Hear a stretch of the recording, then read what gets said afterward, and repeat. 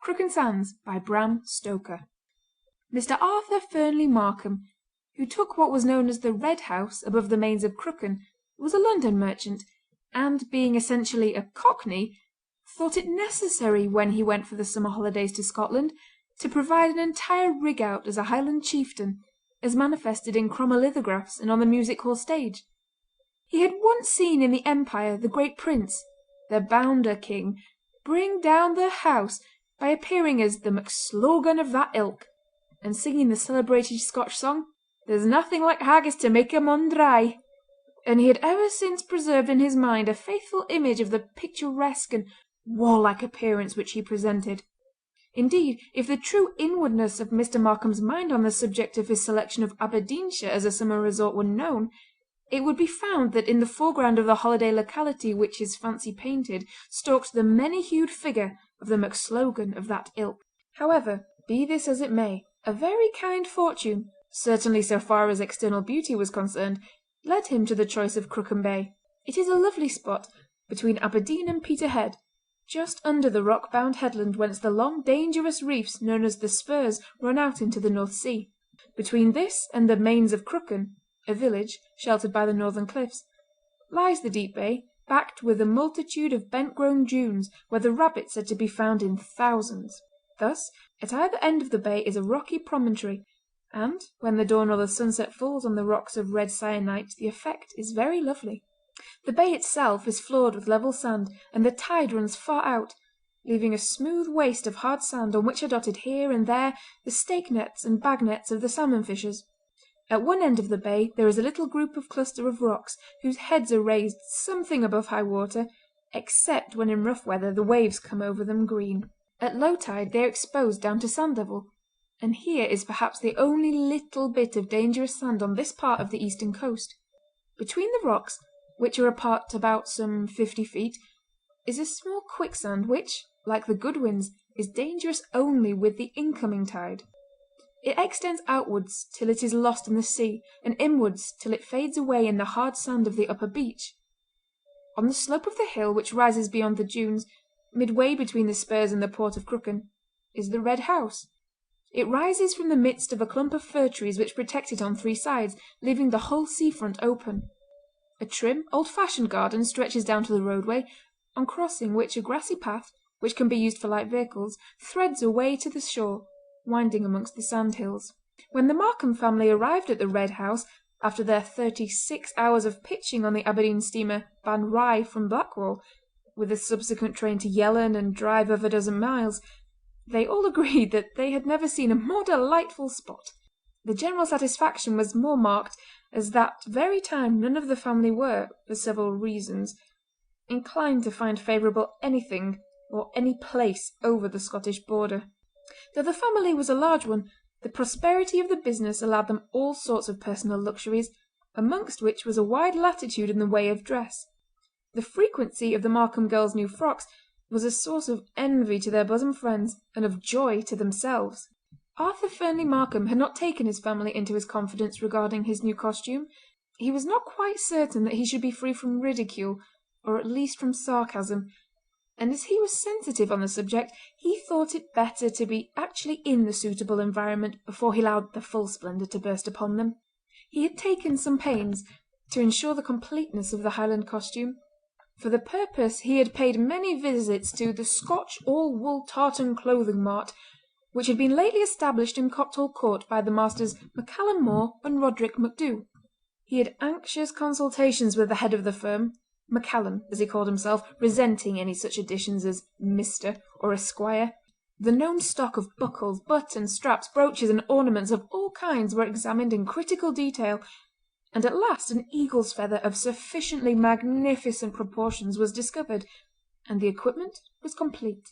It was only when he saw the finished costume, with the vivid hues of the tartan seemingly modified into comparative sobriety by the multitude of silver fittings, the cairngorm brooches, the philibeg, dirk, and sporran, that he was fully and absolutely satisfied with his choice. At first he had thought of the Royal Stuart dress tartan, but abandoned it on the MacCallum, pointing out that if he should happen to be in the neighbourhood of Balmoral It might lead to complications. The MacCallum, who, by the way, spoke with a remarkable Cockney accent, suggested other plaids in turn. But now that the other question of accuracy had been raised, Mr. Markam foresaw difficulties if he should by chance find himself in the locality of the clan whose colours he had usurped.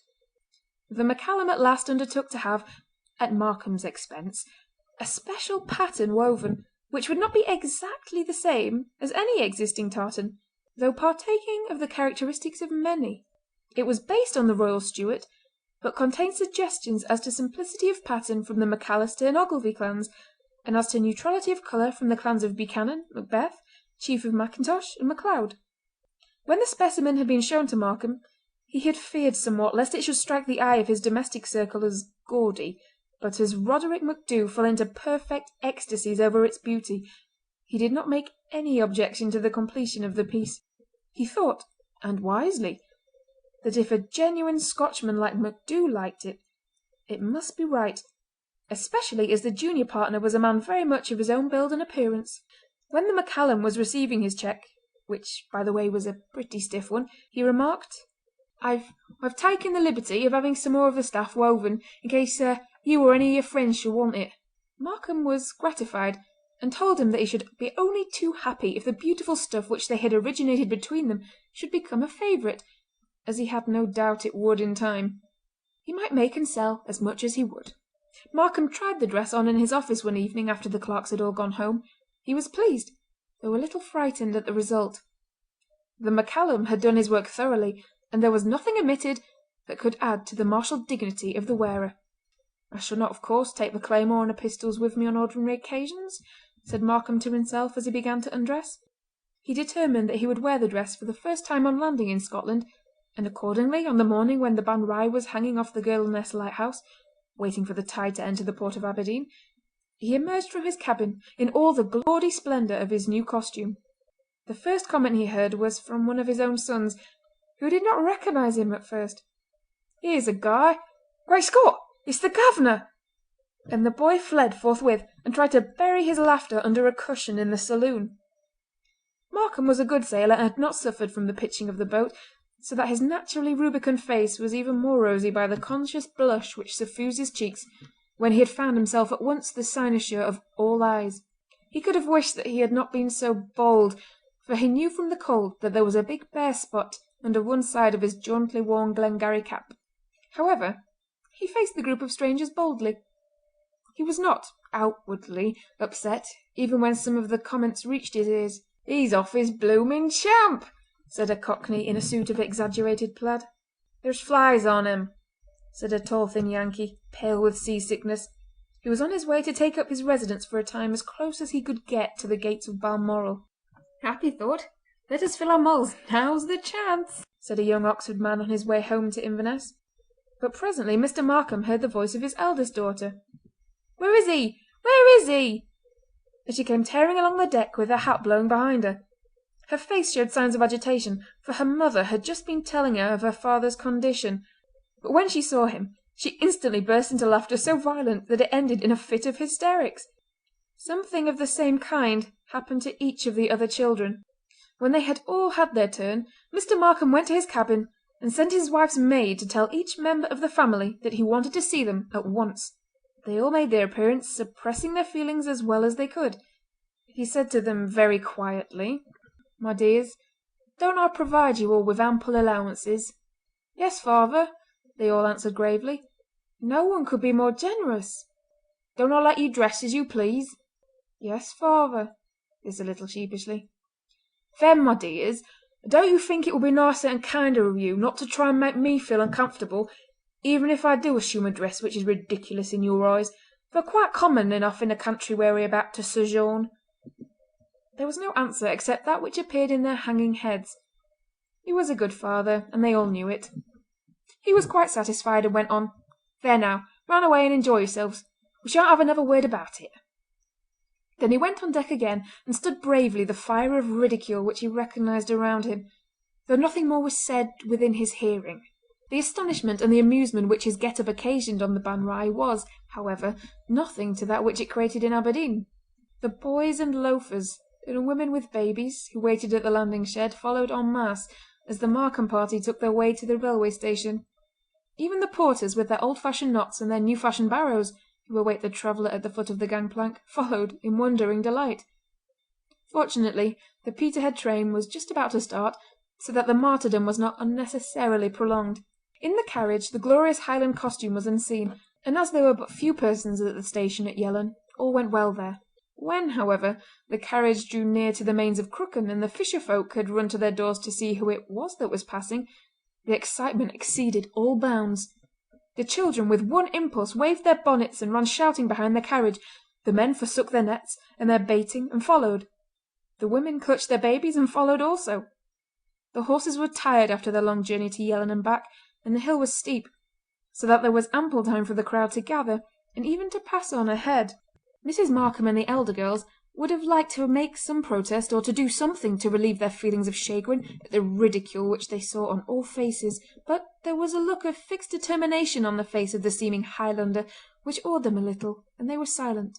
It might have been that the eagle's feather, even when arising above the bald head, the cairngorm brooch, even on the fat shoulder, and the claymore, dirk, and pistols, even when belted round the extensive paunch and protruding from the stocking and the sturdy calf, fulfilled their existence as symbols of martial and terrifying import. When the party arrived at the gate of the Red House, there awaited them a crowd of Crooken inhabitants, hatless and respectfully silent. The remainder of the population was painfully toiling up the hill. The silence was broken by only one sound, that of a man with a deep voice. "Man, but he's forgotten the pipes!" The servants had arrived some days before, and all things were in readiness. In the glow consequent on a good lunch after a hard journey, all the disagreeables of travel and all the chagrin consequent on the adoption of the obnoxious costume were forgotten. That afternoon Markham, still clad in full array, walked through the Mains of Crooken. He was all alone, for, strange to say, his wife and both daughters had sick headaches and were, as he was told, lying down to rest after the fatigue of the journey. His eldest son, who claimed to be a young man, had gone out by himself to explore the surroundings of the place, and one of the boys could not be found. The other boy, on being told that his father had sent for him to come for a walk, had managed, by accident of course, to fall into the water butt, and had to be dried and rigged out afresh. His clothes not having been as yet unpacked, this was of course impossible without delay. Mr. Markham was not quite satisfied with his walk. He could not meet any of his neighbours. It was not that there were not enough people about, for every house and cottage seemed to be full. But the people when in the open were either in their doorways some distance behind him, or on the roadway a long distance in front. As he passed he could see the tops of heads and the whites of eyes in the windows or round the corners of doors. The only interview which he had was anything but a pleasant one. This was with an odd sort of old man, who was hardly ever heard to speak except to join in the amens in the meeting-house. His sole occupation seemed to be to wait at the window of the post office from 8 o'clock in the morning till the arrival of the mail at 1, when he carried the letter-bag to a neighbouring baronial castle. The remainder of his day was spent on a seat in a draughty part of the port, where the offal of the fish, the refuse of the bait, and the house rubbish was thrown, and where the ducks were accustomed to hold high revel. When Saft Tammie beheld him coming he raised his eyes, which were generally fixed on the nothing which lay on the roadway opposite his seat, and, seeming dazzled as if by a burst of sunshine, rubbed them and shaded them with his hand. Then he started up and raised his hand aloft in a denunciatory manner as he spoke. "Vanity of vanities, saith the preacher, all is vanity. Mon be warned in time. Behold the lilies of the field, they toil not, neither do they spin, yet Solomon in all his glory was not arrayed like one of these. Mon, thy vanity is as the quicksand which swallows up all which comes within its spell. Beware vanity, beware the quicksand which yawneth for thee, and which will swallow thee up. See thyself, learn thine own vanity. Meet thyself face to face, and then in that moment thou shalt learn the fatal force of thy vanity. Learn it, know it, then repent ere the quicksand swallow thee." Then without another word he went back to his seat and sat there, immovable and expressionless as before. Markham could not but feel a little upset by this tirade. Only that it was spoken by a seeming madman, he would have put it down to some eccentric exhibition of Scottish humour or impudence. But the gravity of the message, for it seemed nothing else, made such a reading impossible. He was, however, determined not to give in to ridicule, and although he had not yet seen anything in Scotland to remind him even of a kilt, he determined to wear his Highland dress. When he returned home, in less than half an hour, he found that every member of the family was, despite the headaches, out taking a walk. He took the opportunity afforded by their absence of locking himself in his dressing-room, took off the Highland dress, and, putting on a suit of flannels, lit a cigar and had a snooze. He was awakened by the noise of the family coming in, and at once donning his dress, made his appearance in the drawing-room for tea. He did not go out again that afternoon, but after dinner he put on his dress again. He had, of course, dressed for dinner as usual, and went by himself for a walk on the seashore. He had by this time come to the conclusion that he would get by degrees accustomed to the Highland dress before making it his ordinary wear. The moon was up, and he easily followed the path through the sandhills, and shortly struck the shore. The tide was out and the beach firm as a rock, so he strolled southwards to nearly the end of the bay. Here he was attracted by two isolated rocks some little way out from the edge of the dunes, so he strolled towards them. When he reached the nearest one he climbed it, and sitting there, elevated some 15 or 20 feet above the waste of sand, enjoyed the lovely peaceful prospect. The moon was rising behind the headland of Pennyfold, and its light was just touching the top of the furthestmost rock of the spurs some 3/4 of a mile out. The rest of the rocks were in dark shadow.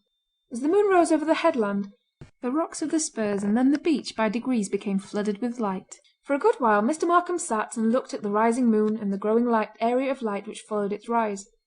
Then he turned and faced eastwards, and sat with his chin in his hand looking seawards, and revelling in the peace and beauty and freedom of the scene.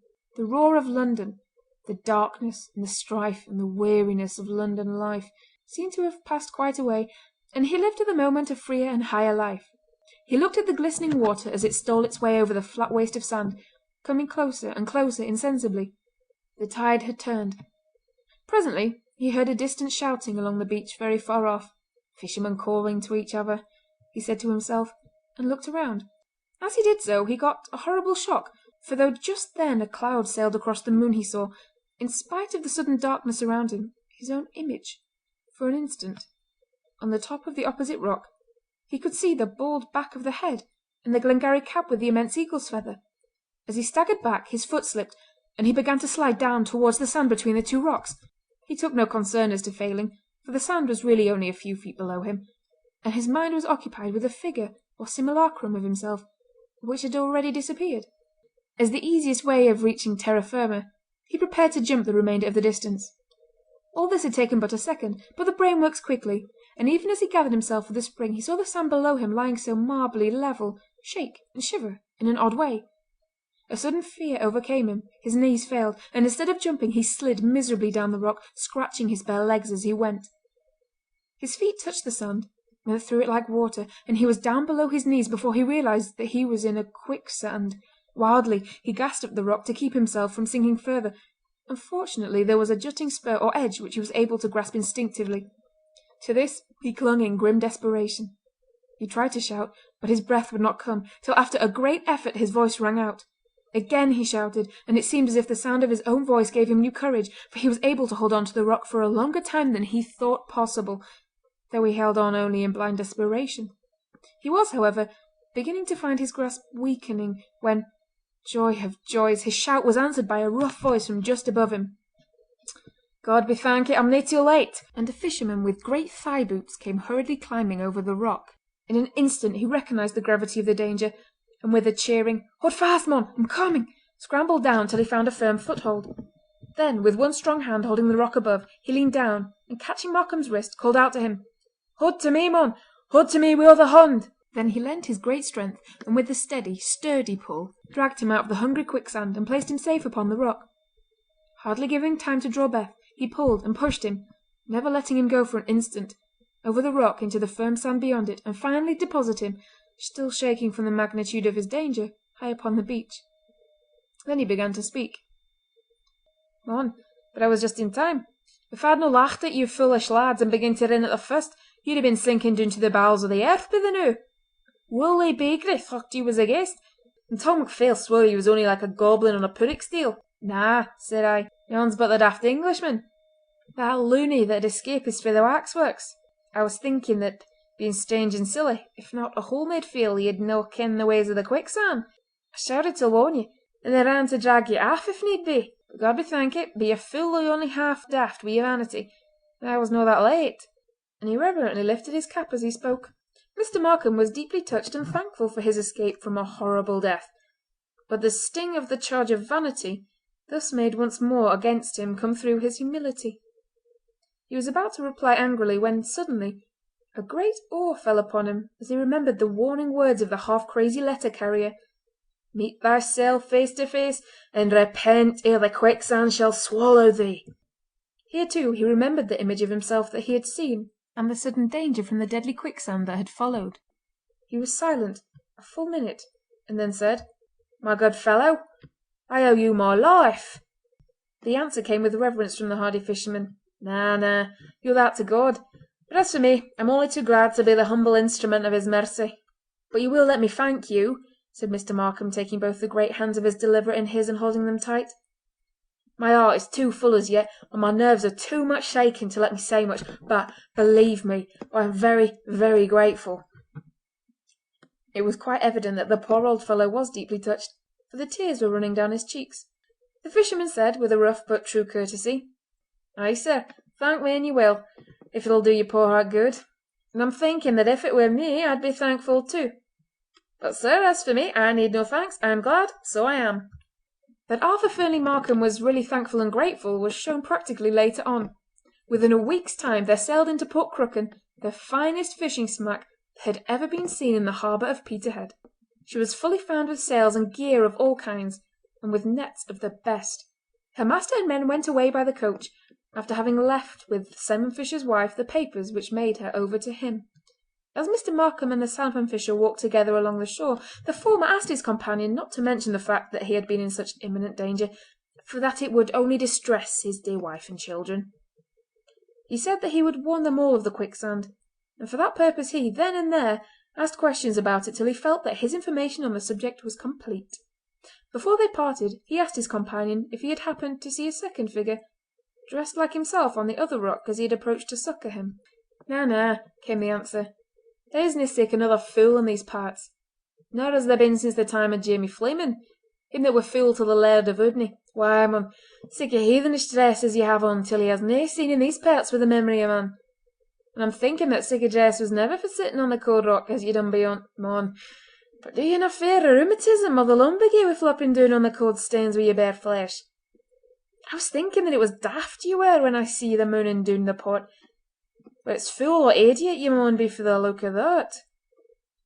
Mr. Markam did not care to argue the point, and as they were now close to his own home he asked the salmon fisher to have a glass of whisky, which he did, and they parted for the night.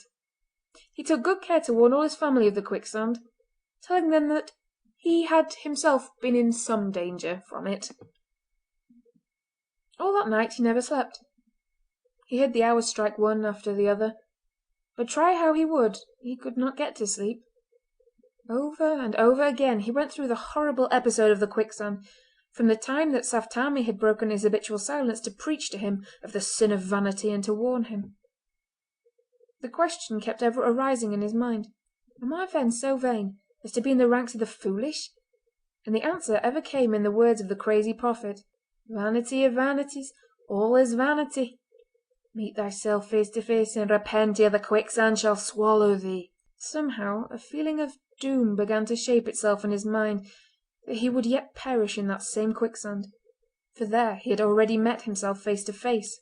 In the grey of the morning he dozed off, but it was evident that he continued the subject in his dreams, for he was fully awakened by his wife, who said: "Do sleep quietly.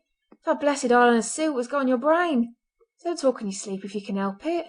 He was somehow conscious of a glad feeling, as if some terrible weight had been lifted from him, but he did not know any cause of it. He asked his wife what he had said in his sleep, and she answered: "You've said it often enough, goodness knows, for one to remember it. Not face to face. I saw the eagle plume over the bald head. There is hope yet, not face to face. Go to sleep, do."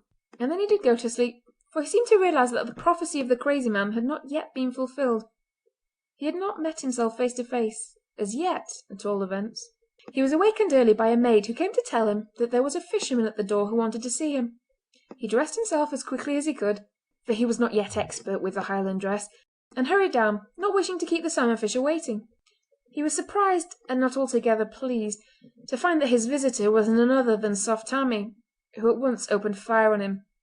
"I maun gang about the post, but I thought that I would waste an hour on ye, and come round to see if ye were still that fu' wi' vanity as on the nicht gone by. And I see that ye no learned the lesson. Well, time is coming, sure enough. However, I have all the time in the mornings to mainsel, so I'll look round, just till I see how ye gang ye and get to the quicksand, and then to the dell.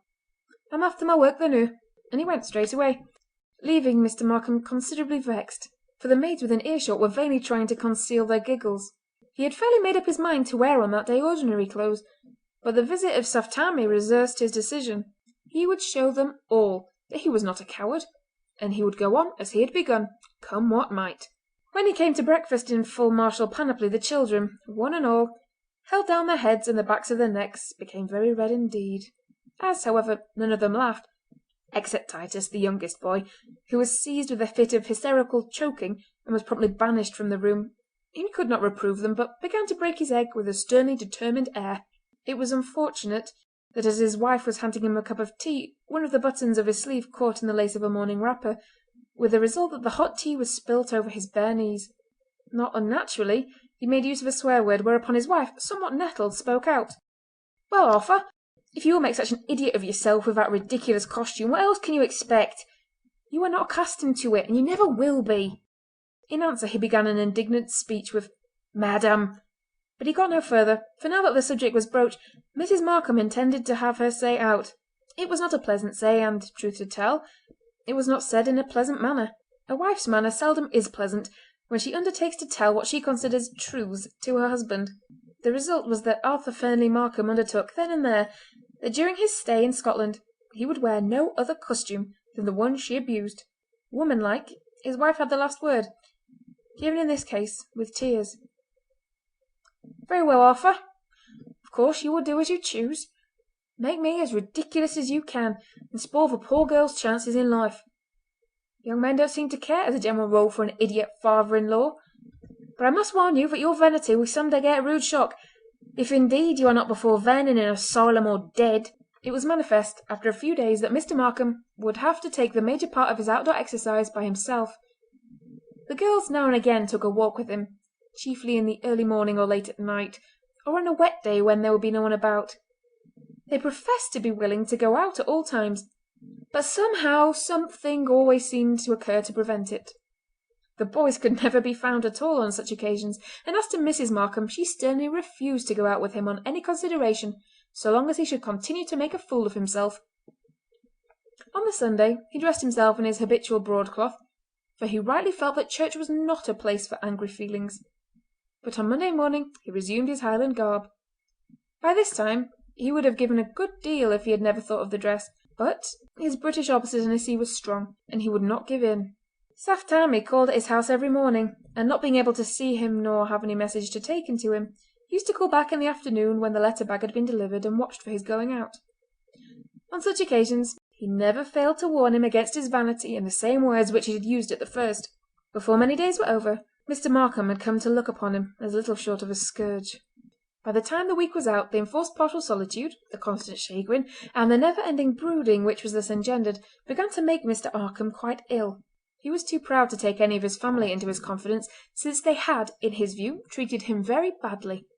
Then he did not sleep well at night, and when he did sleep he had constantly bad dreams. Merely to assure himself that his pluck was not failing him, he made it a practice to visit the quicksand at least once every day. He hardly ever failed to go there the last thing at night. It was perhaps this habit that wrought the quicksand with its terrible experience so perpetually into his dreams.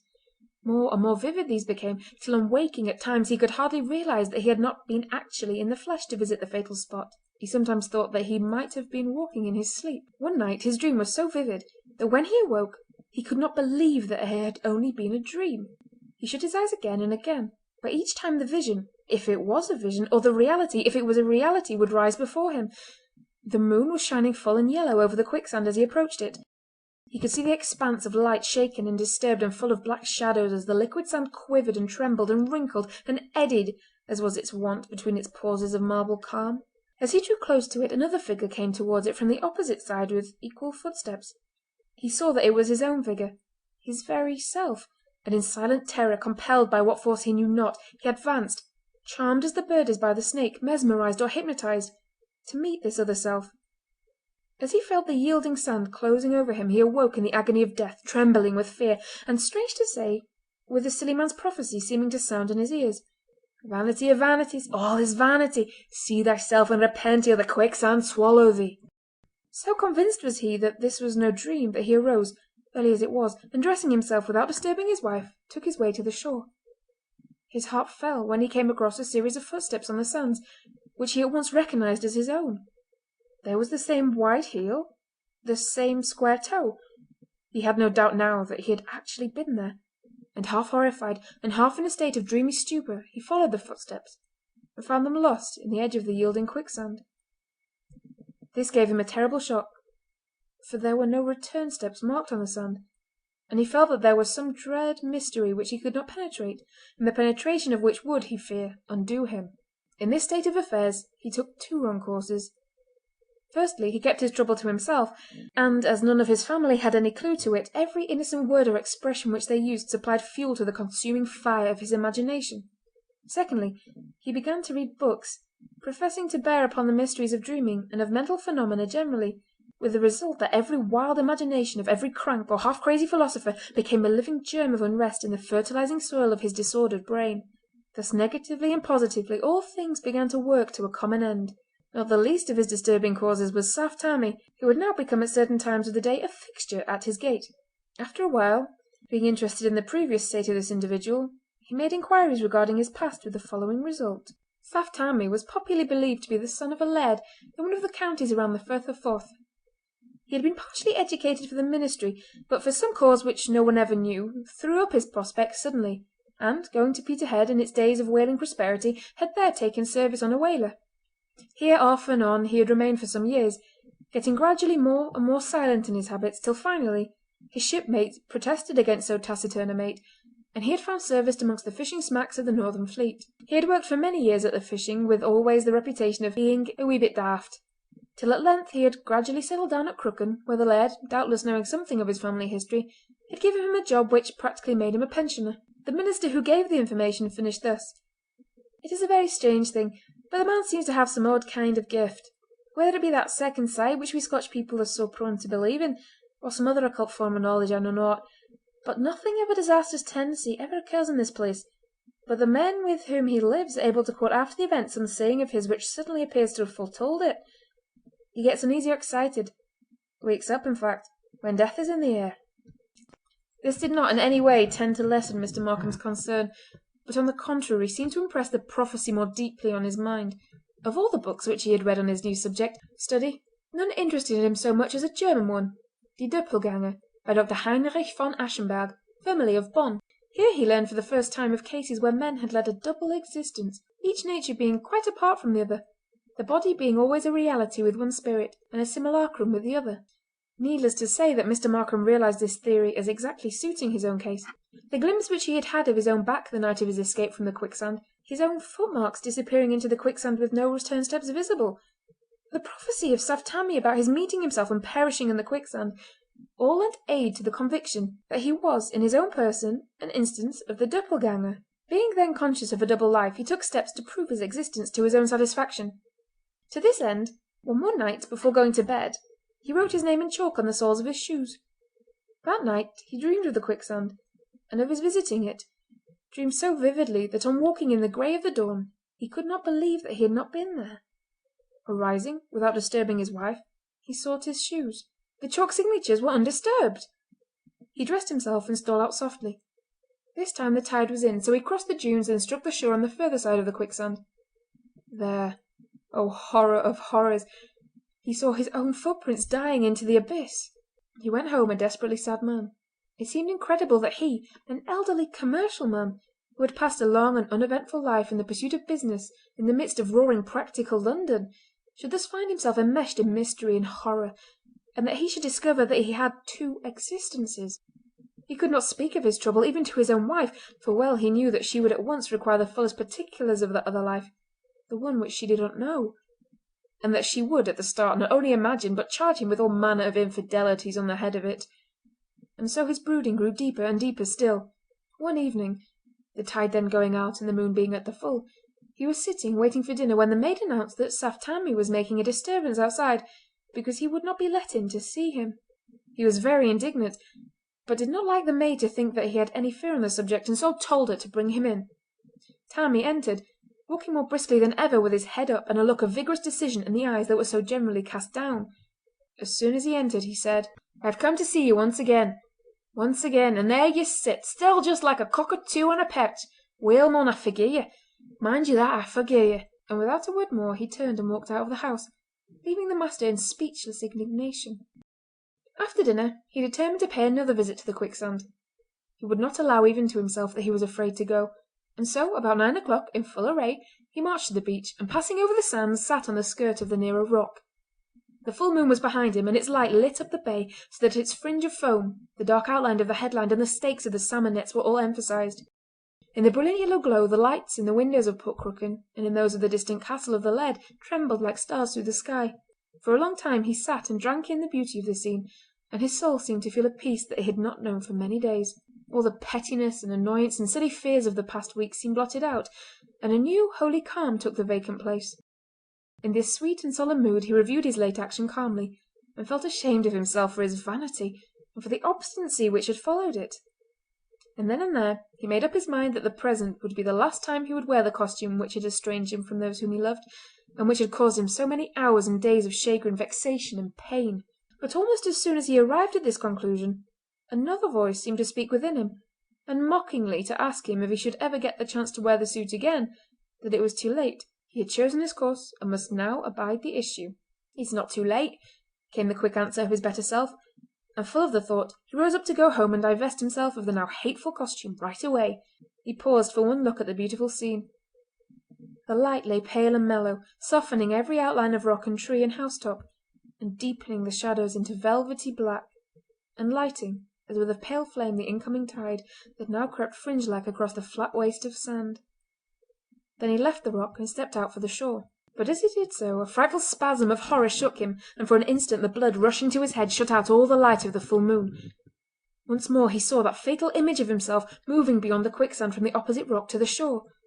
The shock was all the greater for the contrast with the spell of peace which he had just enjoyed, and almost paralysed in every sense he stood and watched the fatal vision and the wrinkly crawling quicksand that seemed to writhe and yearn for something that lay between. There could be no mistake this time, for though the moon behind threw the face into shadow, he could see there the same shaven cheeks as his own, and the small stubby moustache of a few weeks' growth. The light shone on the brilliant tartan and on the eagle's plume. Even the bald space at one side of the Glengarry cap glistened, as did the cairngorm brooch on the shoulder and the tops of the silver buttons. As he looked, he felt his feet slightly sinking, for he was still near the edge of the belt of quicksand, and he stepped back. As he did so, the other figure stepped forward, so that the space between them was preserved. So the two stood facing each other as though in some weird fascination, and in the rushing of the blood through his brain Markham seemed to hear the words of the prophecy: "See thyself face to face, and repent ere the quicksand swallow thee." He did stand face to face with himself. He had repented, and now he was sinking in the quicksand. The warning and prophecy were coming true. Above him the seagulls screamed, circling round the fringe of the incoming tide, and the sound being entirely mortal recalled him to himself. On the instant he stepped back a few quick steps, for as yet only his feet were merged in the soft sand. As he did so the other figure stepped forward, and coming within the deadly grip of the quicksand began to sink. It seemed to Markham that he was looking at himself going down to his doom, and on the instant the anguish of his soul found vent in a terrible cry. There was at the same instant a terrible cry from the other figure, and as Markham threw up his hands the figure did the same. With horror-struck eyes he saw him sink deeper into the quicksand, and then, impelled by what power he knew not, he advanced again towards the sand to meet his fate. But as his more forward foot began to sink he heard again the cries of the seagulls, which seemed to restore his benumbed faculties.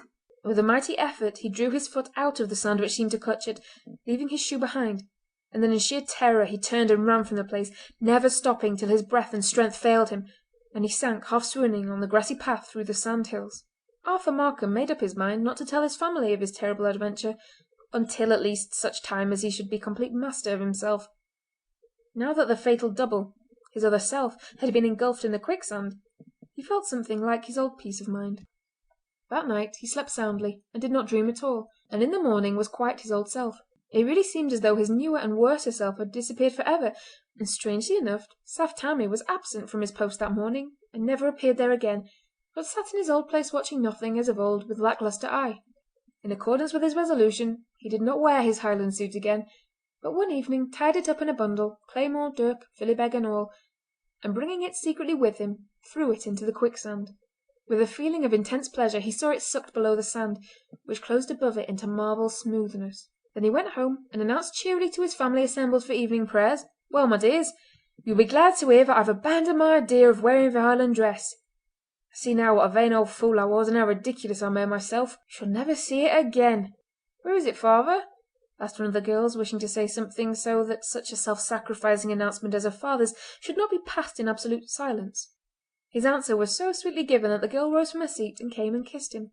It was, "In the quicksand, my dear, and I hope that my worser self is buried there along with it, for ever." The remainder of the summer was passed at Crooken with delight by all the family, and on his return to town Mr. Markam had almost forgotten the whole of the incident of the quicksand, and all touching on it, when one day he got a letter from the MacCallum More, which caused him much thought, though he said nothing of it to his family, and left it, for certain reasons, unanswered. It ran as followed: The MacCallum More and Roderick MacDhu, The Scotch All-Wool Tartan Clothing Mart, Copthall Court, E.C. 30th of September, 1892. Dear Sir, I trust you will pardon the liberty which I take in writing to you, but I am so desirous of making inquiry, and I am informed that you have been sojourning during the summer in Aberdeenshire, Scotland, N.B. My partner, Mr. Roderick MacDhu, as he appears for business reasons on our bill-heads and in our advertisements, his real name being Emmanuel Moses Marks of London, went early last month to Scotland, N.B., for a tour, but as I have only once heard from him, shortly after his departure, I am anxious lest any misfortune may have befallen him. As I have been unable to obtain any news of him on making all inquiries in my power, I venture to appeal to you. His letter was written in deep dejection of spirit, and mentioned that he feared a judgment had come upon him for wishing to appear as a Scotchman on Scottish soil, as he had one moonlight night shortly after his arrival seen his wraith. He evidently alluded to the fact that before his departure he had procured for himself a Highland costume similar to that which we had the honour to supply to you, with which, as perhaps you will remember, he was much struck. He may, however, never have worn it, as he was, to my own knowledge, diffident about putting it on, and even went so far as to tell me that he would at first only venture to wear it late at night or very early in the morning, and then only in remote places, until such time as he should get accustomed to it. Unfortunately, he did not advise me of his route, so that I am in complete ignorance of his whereabouts, and I venture to ask if you may have seen or heard of a Highland costume similar to your own having been seen anywhere in the neighbourhood in which I am told you have recently purchased the estate which you temporarily occupied. I shall not expect an answer to this letter unless you can give me some information regarding my friend and partner, so pray do not trouble to reply unless there be cause. I am encouraged to think that he may have been in your neighbourhood, as, though his letter is not dated, the envelope is marked with the postmark of Yellon, which I find is in Aberdeenshire, and not far from the Mains of Crooken. I have the honour to be, dear sir, yours very respectfully, Joshua Sheeny Cohen Benjamin, The MacCallum More. End of Crooken Sands.